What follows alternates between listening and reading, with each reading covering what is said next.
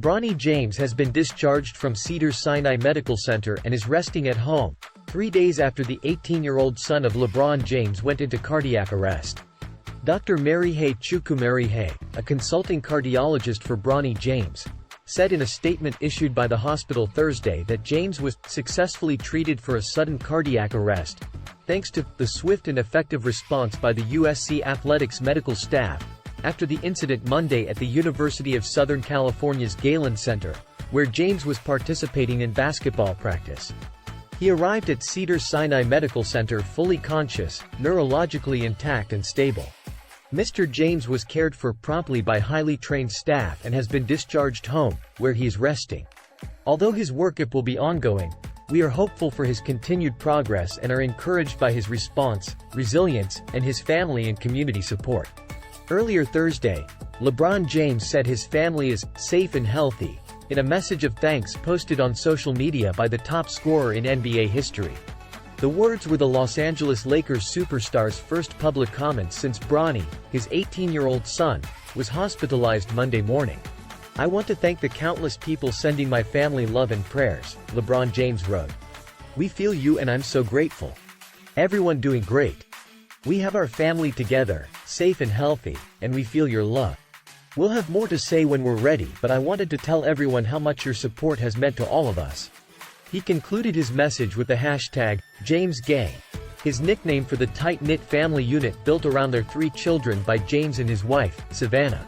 Bronny James spent only a brief time in intensive care. That's a positive sign for his long-term recovery after the episode at USC's Galen Center, where he was swiftly treated by the school's medical personnel. He was hospitalized at Cedars-Sinai Medical Center, where he was in stable condition Tuesday when the family made its first public statement about the incident. Bronny is expected to undergo extensive testing to investigate the cause of his cardiac arrest, as is typical in this situation. Bronny James has built a promising basketball career for himself in his father's considerable shadow. The 6'3" teenager became a top recruit as a two-way point guard for Sierra Canyon School in suburban Chatsworth. He decided in May to attend USC, which is expected to have one of the most intriguing teams in the nation. The Trojans were holding summer practices in preparation for a 10-day tour in Europe next month. With his family fame and huge social media following, Bronny James has the top name, image and likeness valuation in sports at $6.3 million, as estimated by On3.com. Bronny James was the second high-profile USC basketball recruit to go into cardiac arrest in the last year.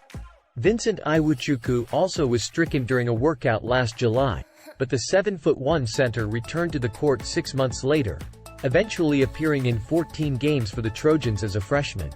It's too soon to know how Bronny James's hoops career could be affected by this health setback.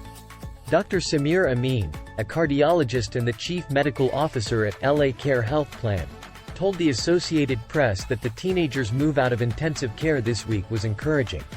"It's a really positive sign that they didn't sustain too much brain damage or any major heart damage in the setting of their heart stopping," said Amin, who is not treating Bronny James.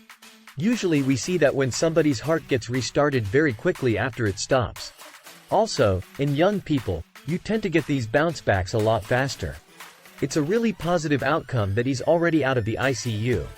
Amin said it's too soon to speculate on whether Bronny James can return to basketball, or how quickly it could happen.